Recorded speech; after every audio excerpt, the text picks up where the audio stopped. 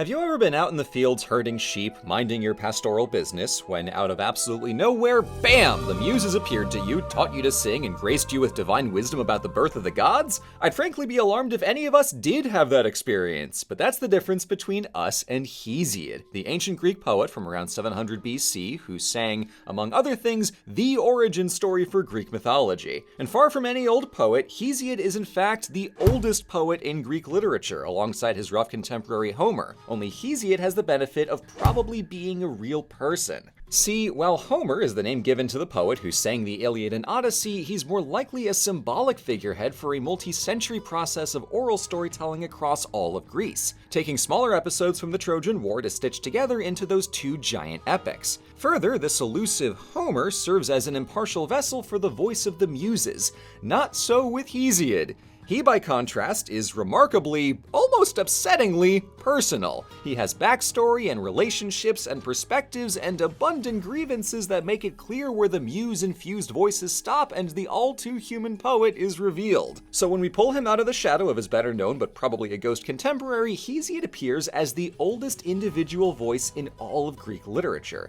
And that opens a fascinating window into the start of Greek thought after the Bronze Age gave way to the Iron Age. So, to learn how Greece's oldest poet made sense of the Olympian gods above and the cold, hard earth below, plus what that all meant for Greek culture to follow, let's do some history. So if our boy Homer was likely made up, well, this Hesiod guy got to be real, why? What is it about his writing that gives us that impression? Well, in the Theogony, he refers to himself by name, recounting at the top of the poem how the muses appeared to the humble shepherd in the shadow of Mount Helicon and gave him a laurel rod as a symbol of poetic authority, then breathed their divine voice into him and bid him to sing about the gods. That's still pretty slim backstory, but it's far more than we ever get out of Homer. The author's name is there, in the text. And not just Hesiod himself, but also his brother, as his other big poem, The Works and Days, is presented as a giant lecture to his good-for-nothing brother Perses. If including his own name suggests Hesiod was a real storyteller who composed these poems, taking time out of them to berate his brother is far too personal to flow from the impartial voice of the muses. In Works and Days especially, Hesiod includes several tiny details about his life, like how his father emigrated from Anatolia to Boeotia, the messy inheritance battle between Hesiod and Perses, the one and only time Hesiod had ever willingly stepped onto a boat, and how his hometown of Askra is, quote, bad in winter, worse in summer, and never pleasant. This is the voice of an utter curmudgeon, a complete sourpuss of a poet, but one we can be confident was real, and who was unafraid to let his voice coexist with the muses rather than simply serve as their vessel. That's important because it leaves Hesiod as the first and oldest poet in Greek literature whom we can read for authorial intent. He composed these poems for a reason, so why did he write the Theogony? Why the Works and Days? Why both? And what might he have been trying to say with two poems of such seemingly opposite subject matter? Let's start with the more famous and straightforward of the two poems, the Theogony, meaning the birth of the gods. It is, at its core, a genealogy of the Greek cosmos, from the OG primordial chaos through the generations of Uranos, his usurping son Kronos, and the ascension of grandbaby Zeus as reigning king of the Olympian gods. Between all the characters, schemes, betrayals, and familial murder, the essential through line is how Zeus wins the cosmos. Uranos was overthrown balls first by his son Kronos, who in turn worried that he would get the boot from his own children. His simple solution was to just eat them all, but baby Zeus was saved by trickery from his mother Rhea and later returns to overthrow Kronos and the Titans. Another victory for the cycle of generational violence. Oh, you hate to see it. It is in fact very bad.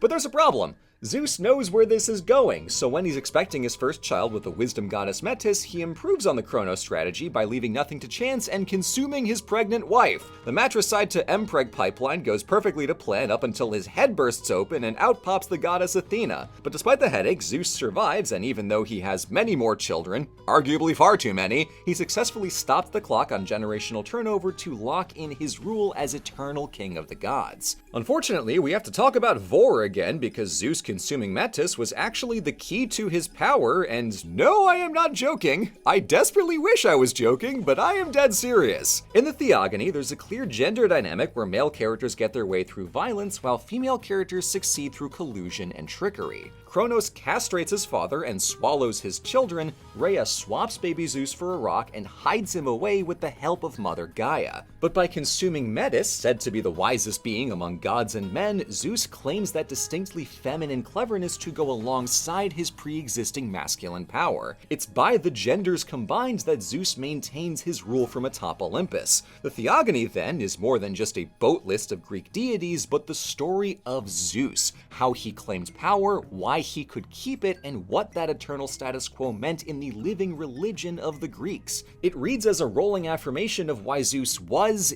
is, and will forever remain the guy. Now, for all my talk of Hesiod's special status as first real poet with thoughts and feelings, he clearly didn't invent this all from primordial scratch, but put his spin on pre-existing creation myths the Greeks were familiar with. Greece, in turn, was influenced by its older neighbors in the Near East who loved a good origin story. From Anatolia through Mesopotamia down to Egypt, from Babylon's Enuma Elish to the biblical Genesis, you couldn't throw a clay tablet in the Eastern Mediterranean without hitting a cosmogony. And one of them looked awfully similar to the Theogony, the earlier Hurrian myth of Anu the sky god castrated by Kumarbi the harvest god, who in turn got by his son Teshub the god of storms. Compare with Uranos the titan of the sky, Kronos whose weapon of choice was a harvest sickle, and Zeus the thunderbolt tosser himself. This is of course not to claim the Greeks are theological plagiarists. The Theogony differs vastly from the details and tone of the earlier Hurrian myths, but that culture is a fluid thing, and the shape of the story transcends Greek civilization to reach across the entire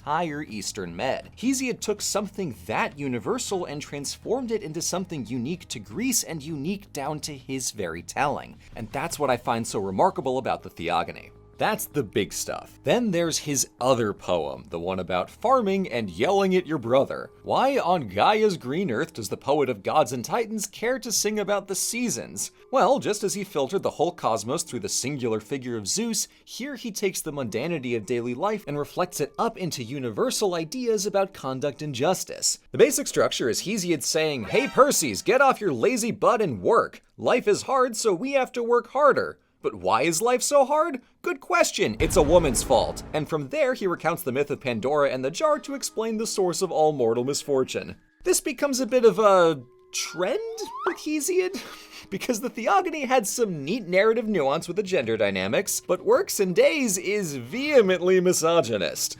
Like, quote, "Don't let a tricked-out rear end fluster your mind. Women wheedle and coax. All they want is your barn. Trust a woman, you might as well trust a thief." Like, so misogynist, he further laments that the worst thing about women is how they're so awful and spendthrift and deceitful, but you still need them to continue your lineage. Like, truly so sexist that he's measurably worse than the rest of Greek literature, and this constitutes actual scholarly evidence for him being a real person, because no oral tradition would preserve that level of vitriol. Listen, Hesiod, buddy, just kiss men. I assure you, it'll solve 95% of your problems. There's a joke I tell myself. The Romans were gay because they liked men, but the Greeks were gay because they hated women. But the poem continues, and despite the insanity of that tangent, so must we. Hesiod explains that not only is life bad, it used to be better, and he relates this through the myth of the 5 ages of man, starting from the original Golden Age and descending through metals of lesser value but greater toughness, through silver, bronze, a brief non-metallic foray into the heroic age where all the named Greek heroes operated, and finally Hesiod's present day in the stupid, awful age of iron. In the Golden Age, when the Titans were in charge, there was no earthly suffering or need of toil, and when they died out, it was chill and peaceful. The Olympians then created the Silver Age, who were just a little bit worse in every way. Zeus next made the Bronze Age, where men were violent, hard-hearted, strong, and forceful, with armor, weapons, and houses of bronze. And here Hesiod notes that there was no black iron, a statement so simple the implication must have been clear to his audience.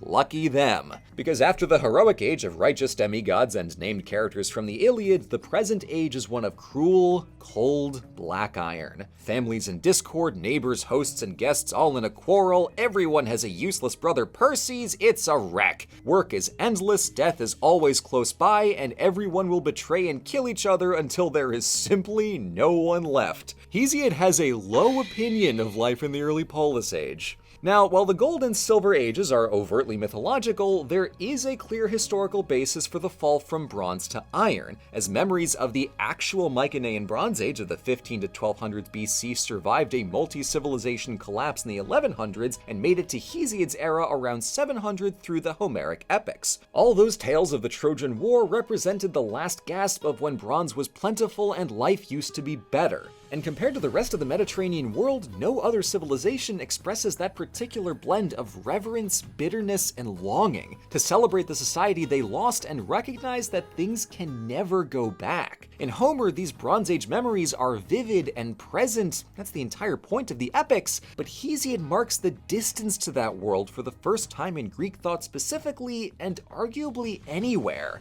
So there's a kind of history taking shape in Works and Days, and despite all the time the text spends on daily life, farming, harvest calendars, and entirely too much time spent on the proper etiquette for peeing, the Works and Days clearly operates on the same principle as the Theogony. Whether it's myths or manual labor, everything is given order. The subject matter of these poems could not be more different, yet they're unified in how he blends narrative myth with guiding logic to create a thesis of the cosmos. In the Theogony, that's the primacy of big man Zeus, and in the Works and Days, it's the value of honest work in a cruel, hard world. At a glance, these poems seem incongruous, but on careful reading, we find a very human window into the living culture of the Greeks at a formative moment in their literature. The universal experiences of religion and of daily life filter through the particular perspective of one person. But whether the gods are struggling against the Titans or Hesiod is contending with that useless brother Perses, there's a pervasive theme of strife. As Hesiod explains at the top of Works and Days, there are two kinds: the strife that extracts and destroys, and the rare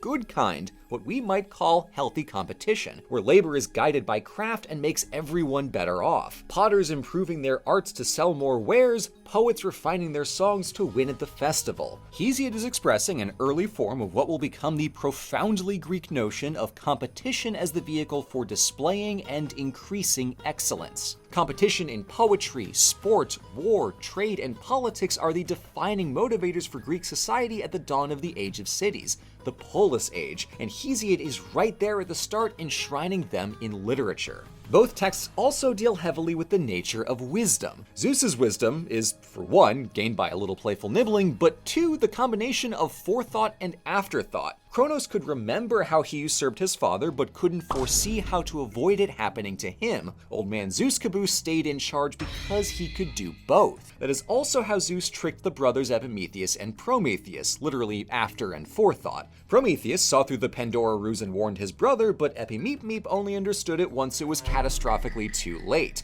They couldn't coordinate their knowledge, but Zeus can, and that's the power of divine wisdom. That also comes in handy when dealing with cycles, as things happening on loop are simultaneously backwards and forward-looking. From mastering the cycles of heavenly kingship down to just navigating the turning of the seasons for your humble farm, everything draws on that wisdom of pre and post. Put another way, of cause and effect, which prefigures, here in 700 BC, the development of Greek scientific thought. That is a lot to pull from a creation myth and a farming manual, but it's all there, cleverly woven throughout the poetry. So, where does it all leave us? Taken as a whole, the Theogony and Works and Days are the earliest Greek texts from a single real author, and Hesiod in turn represents the first individual mind in Greek history. A mind that codified the power of Zeus, the essence of wisdom, the value of competition, their shared basis in myth, and their applications across the everyday lives of everyone in ancient Greece. Homer is essential to the Greek identity because he's 400 years of poets in a trench coat. Hesiod is essential for the exact opposite reason, because he is one guy, eminently flawed but fascinatingly human. The man thought life did nothing but constantly get worse, but after him, and in part because of him, Greece would find itself on a spectacular ascent. And it's all thanks to Zeus eating a woman. God, mythology is so weird. Thank you for watching. Nothing makes literature better than knowing it was written by an absolute weasel of a poet, and Hesiod fits that bill perfectly. This was my first real history video in half a year and my first one back from paternity leave, and man have I missed this. Much more history is on the way, and I'll see you in the next one.